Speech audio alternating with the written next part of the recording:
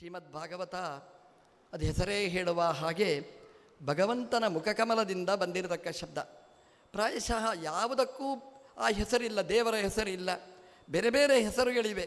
ಆದರೆ ಭಾಗವತ ಅನ್ನುವ ಶಬ್ದನೇ ಭಗವಂತನಿಗೆ ಸಂಬಂಧಪಟ್ಟ ಶಬ್ದ. ಅದು ಭಗವತಃ ಇದಂ ಭಾಗವತಂ, ದೇವರಿಗೆ ಸಂಬಂಧಪಟ್ಟ ಅದು ಗ್ರಂಥ ಭಾಗವತ. ಹಾಗಾಗಿ ಭಾಗವತದಲ್ಲಿ ನಾವು ಎಲ್ಲಿ ಮುಟ್ಟಿದರೂ ಭಗವಂತನ ಸ್ಪರ್ಶ ಅದರಲ್ಲಿದೆ. 18,000 ಶ್ಲೋಕದಲ್ಲಿ ನಾವು ಎಲ್ಲಿ ನೋಡಿದರೂ ನಮಗೂ ದೇವರಿಗೂ ಇರುವ ನಂಟು ಅದು ಸ್ಪಷ್ಟವಾಗಿ ಗೊತ್ತಾಗ್ತದೆ. ಭಾಗವತ ಪ್ರಾರಂಭ ಆಗುವುದೇ ಅಲ್ಲಿಂದ. ದೇವರ ಸರಿಯಾದ ಪರಿಚಯ ಮಾಡಿಸುವುದರ ಮೂಲಕ ದೇವರು ಎಲ್ಲಿದ್ದಾನೆ ಅದನ್ನು ನಮ್ಗೆ ತಿಳಿಸುವ ಗ್ರಂಥ. ಅದಕ್ಕಿಂತ ಮುಂಚೆ ನಾವು ತಿಳ್ಕೊಳ್ಬೇಕಾದ್ದು ನಮ್ಮದು ಅಡ್ರೆಸ್ ನಮಗೆ ಬೇಕು. ನಮ್ಮದು ಅಡ್ರೆಸ್ ಅಂದರೆ ಈ ಶರೀರದ ಅಡ್ರೆಸ್ ಅಲ್ಲ. ಅದು ಯಾಕೆ ಇವತ್ತು ಬರ್ತದೆ ನಾಳೆ ಹೋಗ್ತದೆ. ಆದರೆ ನಿಜವಾದ ಅಡ್ರೆಸ್ ಯಾವುದು, ಇದರ ಫ್ರಮ್ ಅಡ್ರೆಸ್ ಯಾವುದು, ಟು ಅಡ್ರೆಸ್ ಯಾವುದು, ಕ್ಯಾರ್ ಆಫ್ ಯಾರ ಅಡ್ರೆಸ್, ಇದು ನಮಗೆ ಬಹಳ ಮುಖ್ಯವಾಗಿ ಬೇಕಾದ್ದು. ಅದನ್ನು ತಿಳಿಸಿಕೊಡುವ ಗ್ರಂಥ ಶ್ರೀಮದ್ ಭಾಗವತ. ನಾವು ಎಲ್ಲಿಂದ ಬಂದವರು ಇದನ್ನು ನಾವು ಒಂದು ಸಲ ಗಮನಿಸಬೇಕಾದ್ದು. ಅದನ್ನು ಗಮನಿಸಿದರೆ ಪ್ರಾಯಶಃ ನಮಗೂ ದೇವರಿಗೂ ಇರತಕ್ಕಂತಹ ನಂಟು ಗೊತ್ತಾಗುತ್ತೆ.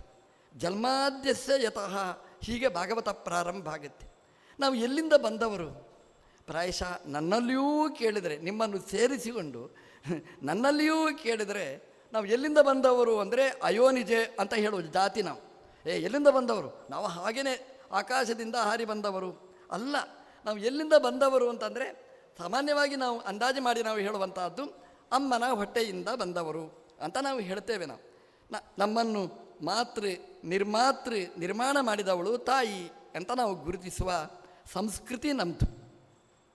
ತಾಯಿಯ ಉದರದಿಂದ ನಾವು ಬಂದವರು. ನಾವು ತಾಯಿಯ ಉದರದಲ್ಲಿ ನಾವು ಎಷ್ಟು ಸಮಯ ಇದ್ದೆವು? 9 ತಿಂಗಳು ಕನಿಷ್ಠ ಪಕ್ಷ ನಾವು ತಾಯಿಯ ಉದರದಲ್ಲಿ ಇರ್ತೇವೆ. ನಾವು ತಾಯಿಯ ಉದರದಲ್ಲಿ ಇದ್ದದ್ದು ಅಮ್ಮನಿಗೆ ಎಷ್ಟು ಗೊತ್ತುಂಟೋ ಬಿಟ್ಟಿತೋ ಗೊತ್ತಿಲ್ಲ ನಮಗೆ. ಆದರೆ ನಾವು ಆರಾಮವಾಗಿ 9 ತಿಂಗಳು ನಾವು ಅಮ್ಮನ ಹೊಟ್ಟೆಯಲ್ಲಿ ನಾವು ವಾಸ ಮಾಡಿಕೊಂಡಿದ್ದವರು. ಅಲ್ಲಿಂದ ಮತ್ತೆ ಇಲ್ಲಿ ಬಂದವರು. 9 ತಿಂಗಳು ತಾಯಿ ನನ್ನ ಹೊಟ್ಟೆಯಲ್ಲಿ ಇಟ್ಟುಕೊಂಡಿದ್ದಾಳೆ. ಒಂದು ಸಲ ನೀವು ಆಲೋಚನೆ ಮಾಡಿ, ನಾವು ಒಂದು ಸಲ ಆಸ್ಪತ್ರೆಗೆ ನಾವು ಹೋಗ್ತೇವೆ. ಹೋಗುವವರು ಇರ್ತಾರೆ, ನೋಡ್ತೇವೆ. ನಾವು ಆಸ್ಪತ್ರೆಗೆ ಹೋದವರನ್ನು ನೋಡಿದರೆ ಅಲ್ಲೆಲ್ಲ ಆಪ್ರೇಷನ್ಗಳು ಸಹಜ. ಅಲ್ಲಿ ಅವರಿಗೆ ಈ ಆಪ್ರೇಷನ್ ಆದ ಮೇಲೆ ಅಲ್ಲಿ ಶೈತ್ಯಾಗಾರದಲ್ಲಿ ಅಲ್ಲಿ ಇಡ್ತಾರೆ. ಕೆಲವು ದಿನಗಳ ತನಕ ಅಲ್ಲಿ ಅವರನ್ನು ವಾಸ ಮಾಡಲಿಕ್ಕೆ ವ್ಯವಸ್ಥೆ ಮಾಡ್ತಾರೆ. ಅದು ಏನು ಅಂದರೆ ಕತ್ತಲೆಯ ಕೋಣೆ. ಅದು ಕೋಲ್ಡ್, ಯಾರಿಗೂ ಪ್ರವೇಶ ಮಾಡಲಿಕ್ಕೆ ಬಿಡುವುದಿಲ್ಲ. ಅಂಥ ಜಾಗದಲ್ಲಿ ಅಲ್ಲಿ ಇಟ್ಟು ಚೆನ್ನಾಗಿ ರಕ್ಷಣೆ ಮಾಡ್ತಾರೆ. ಕೆಲವರನ್ನು 1 ದಿನ, ಕೆಲವರನ್ನು 2 ದಿನ, ಕೆಲವರನ್ನು ಕೆಲವು ದಿನಗಳ ತನಕ, ಕೆಲವರನ್ನು ತಿಂಗಳುಗಟ್ಟಲೆ ಅದರಲ್ಲಿ ಇಟ್ಟು ರಕ್ಷಣೆ ಮಾಡ್ತಾರೆ. ಅಲ್ಲಿ ಎಷ್ಟೆಷ್ಟು ದಿನ ಇಡ್ತೇವೆ ಅದು ಗೊತ್ತಾಗೋದು ಯಾವಾಗ ಅಂತಂದರೆ ಬಿಲ್ ಪಾಸಾದಾಗಲೇ ಗೊತ್ತಾಗುತ್ತೆ. ದಿನಕ್ಕೆ ಎಷ್ಟು, ಗಂಟೆಗೆ ಎಷ್ಟು ಅಂತ ದುಡ್ಡು ಕೊಡಬೇಕಲ್ಲಿ. ಅಲ್ಲಿ ಪ್ರಾಯಶಃ ಆಸ್ಪತ್ರೆಯಿಂದ ಬರುವಾಗ ಸುಮಾರು ಲಕ್ಷಗಟ್ಟಲೆ, ಸಾವಿರಗಟ್ಟಲೆ ಅಲ್ಲ, ಅದು ಲಕ್ಷಗಟ್ಟಲೆ ದುಡ್ಡು ಖರ್ಚು ಮಾಡಿ ಬರ್ತೇವೆ. 1-2-3 ದಿನ ಇದ್ರೇ ಲಕ್ಷಗಟ್ಟಲೆ ದುಡ್ಡು ಕೊಟ್ಟು ನಾವು ಅಲ್ಲಿ ವ್ಯವಸ್ಥೆ ಬರಬೇಕು. ಆ ಆಸ್ಪತ್ರೆಯಲ್ಲಿ ನಮ್ಮನ್ನು ಏನು ಅಲ್ಲಿ ಇಡ್ತಾರೆ, ಅದಕ್ಕೆ ವ್ಯವಸ್ಥೆ ಅಷ್ಟು ದುಡ್ಡು ಕಟ್ಟಬೇಕಾದ್ದು. ಅದು ಏನದು, ಹೇಗೆ, ಏನು ಅಂತ ಕೇಳಿದರೆ ಆಸ್ಪತ್ರೆಯಲ್ಲಿ ಕೊಡೋ ವ್ಯವಸ್ಥೆ ಚಿಂತನೆ ಹೀಗಿದೆ. ಅಲ್ಲಿ ಅದು ಕತ್ತಲೆಯ ಕೋಣೆ, ಅದು AC, ಅದು ಯಾರೂ ಬರಲಿಕ್ಕಿಲ್ಲ. ಅದು ಏನದು ಅಂತಂದರೆ ಅದು ಈಕ್ವಲ್ ಟು ಅಮ್ಮನ ಗರ್ಭ ಅಂತ ಹೇಳ್ತಾರೆ.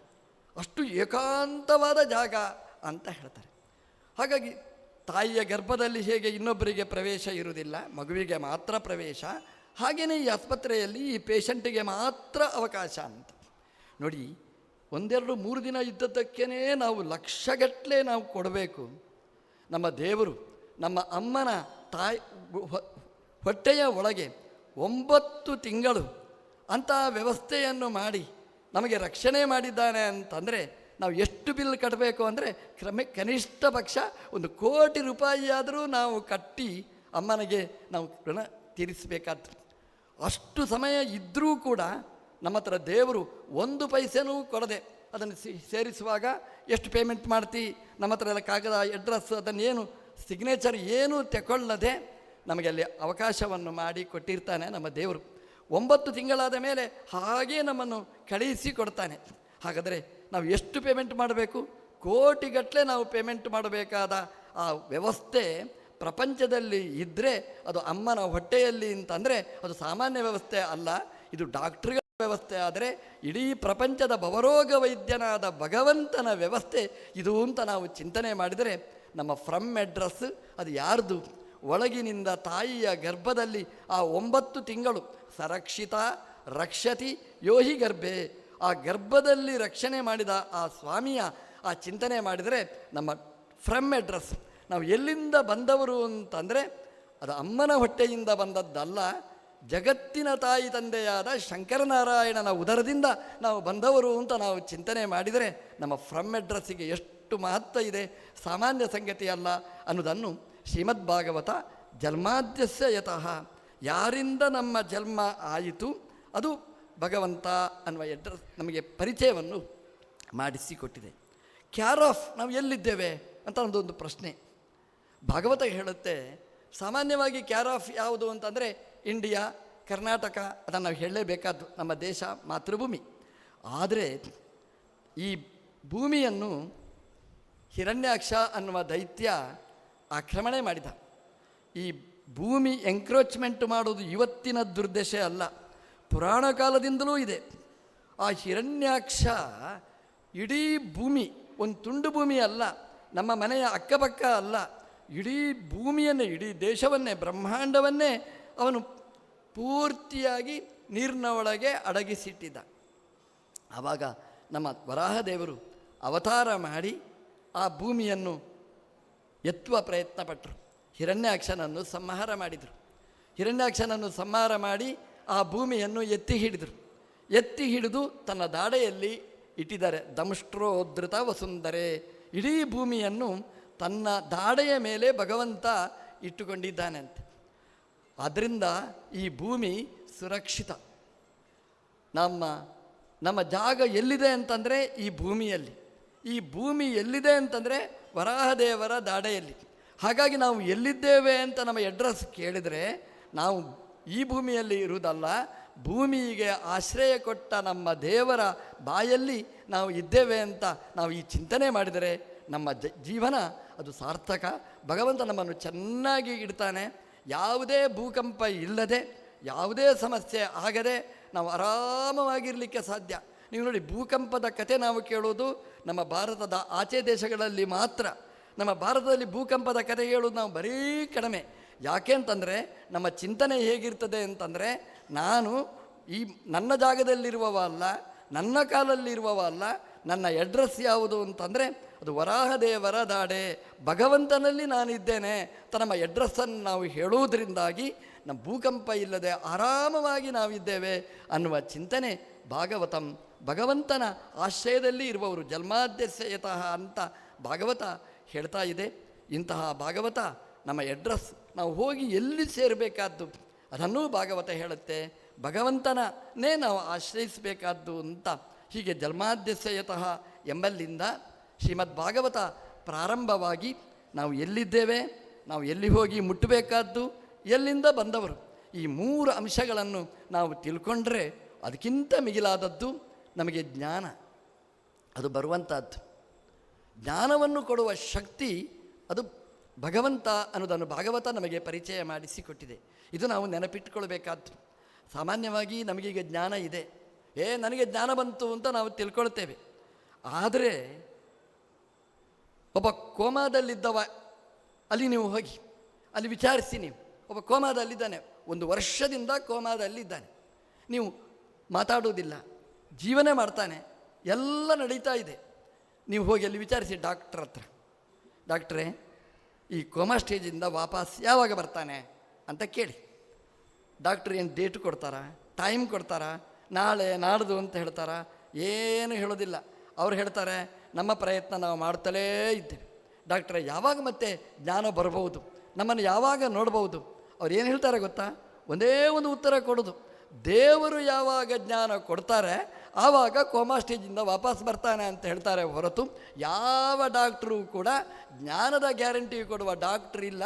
ಅದು ಇದ್ದರೆ ಒಬ್ಬರೇ ಒಳಗಿದ್ದ ಶಂಕರನಾರಾಯಣ ಮಾತ್ರ ಹೊರತು ಬೇರೆ ಯಾರೂ ನಮಗೆ ಇಂತಹ ಗ್ಯಾರಂಟಿ ಕೊಡುವವರು ಇಲ್ಲ. ಹಾಗಾಗಿ ಮತ್ತ ಸ್ಮೃತಿ ಜ್ಞಾನಂ ಅಪೋಹನಂಚ, ಜ್ಞಾನ ಕೊಡುವ ದೇವರು ಆ ಭಗವಂತ ಅನ್ನೋದನ್ನು ನಾವು ನೆನಪಿಟ್ಟುಕೊಂಡ್ರೆ, ಒಬ್ಬ ಕೋಮಾದಲ್ಲಿರುವವ ಇದ್ದಾನೆ, ನಮ್ಮನ್ನು ಒಂದು ತುಲನಾತ್ಮಕವಾಗಿ ನೋಡಿ. ಕೋಮಾದಲ್ಲಿದ್ದ ಹಾಗೆ ನಮ್ಮನ್ನು ಮಾಡಲಿಲ್ಲ ನೋಡಿ, ಬ್ರೈನ್ ಹೆಮರೇಜ್ ಮಾಡಲಿಲ್ಲ, ಆ ಲಿಂಕ್ ಕನೆಕ್ಷನ್ ತಪ್ಪಿಸಲಿಲ್ಲ, ಇಷ್ಟು ಚೆನ್ನಾಗಿ ನಮ್ಮನ್ನು ಇಟ್ಟಿದ್ದಾನೆ ಅಂತಂದರೆ ದೇವರು ನಮ್ಮನ್ನು ರಕ್ಷಣೆ ಮಾಡುವ ಬಗೆ ಅದು ಹೇಗೆ ಅನ್ನೋದನ್ನು ಶ್ರೀಮದ್ ಭಾಗವತ ಇಡೀ 12 ಸ್ಕಂದಗಳಲ್ಲಿ ಅದನ್ನು ವಿಶ್ಲೇಷಣೆ ಮಾಡಿದೆ. ನಮಗೂ ದೇವರಿಗೂ ಇರುವ ನಂಟು, ಅದನ್ನು ಆ ಕಗ್ಗಂಟು ಅದನ್ನು ಬಿಡಿಸುವ ಗ್ರಂಥ ಶ್ರೀಮದ್ ಭಾಗವತ. ಅದನ್ನು ನಾವು 7 ದಿವಸಗಳಲ್ಲಿ ನಾವು ಚಿಂತನೆ ಮಾಡಲಿಕ್ಕಿದ್ದೇವೆ. ನಮಗೆ ಒಳ್ಳೆಯ ಅವಕಾಶ. ಯಾಕೆ ಅಂತಂದರೆ ಶಂಕರ ನಾರಾಯಣ ಇಲ್ಲಿಗೆ ಆಚಾರ್ಯರು ಬಂದಿದ್ದಾರೆ, ಬಾವಿ ಬ್ರಹ್ಮ. ಹಾಗಾಗಿ ಬರೀ ಶಂಕರನ ಕ್ಷೇತ್ರ ಅಲ್ಲ, ಬರೀ ನಾರಾಯಣನ ಕ್ಷೇತ್ರ ಅಲ್ಲ, ಬಾವಿ ಬ್ರಹ್ಮರಾದ ಮಧ್ವರ ಕ್ಷೇತ್ರ ಅಂತಂದರೆ ತ್ರಿಮೂರ್ತಿಗಳ ಕ್ಷೇತ್ರ ಈ ಶಂಕರನಾರಾಯಣನ ಕ್ಷೇತ್ರ. ಭಾಗವತನೂ ತ್ರಿಮೂರ್ತಿಗಳ ಕ್ಷೇತ್ರ. ಹಾಗಾಗಿ ತ್ರಿಮೂರ್ತಿಗಳ ಸನ್ನಿಧಾನದಲ್ಲಿ ಈ ತ್ರಿಮೂರ್ತಿಗಳ ಅಭಿಮನ್ಯಮಾನವಾದಂತಹ ಶ್ರೀಮದ್ ಭಾಗವತದ ಚಿಂತನೆ ಅದು ನಡೆಸೋಣ ಅಂತ ಹೇಳ್ತಾ, ಇದಕ್ಕೆಲ್ಲ ಭಾಗವಹಿಸಿರ್ತಕ್ಕಂತಹ ಎಲ್ಲರಿಗೂ ಹರಿಗುರುಗಳು ಅನುಗ್ರಹಿಸಲಿ, ನಿಮಗೆಲ್ಲರಿಗೂ ಒಳ್ಳೆಯದು ಮಾಡಲಿ. ನಿಮ್ಮ ಮೂಲಕ ಇಂತಹ ಈ ಕಾರ್ಯಕ್ರಮ ಚೆನ್ನಾಗಿ ನಡೆಯಲಿ, ದೇವಸ್ಥಾನ ಸಮೃದ್ಧಿಯಾಗಲಿ ಅಂತ ಹಾರೈಸ್ತಾ ಕೃಷ್ಣಾರ್ಪಣ.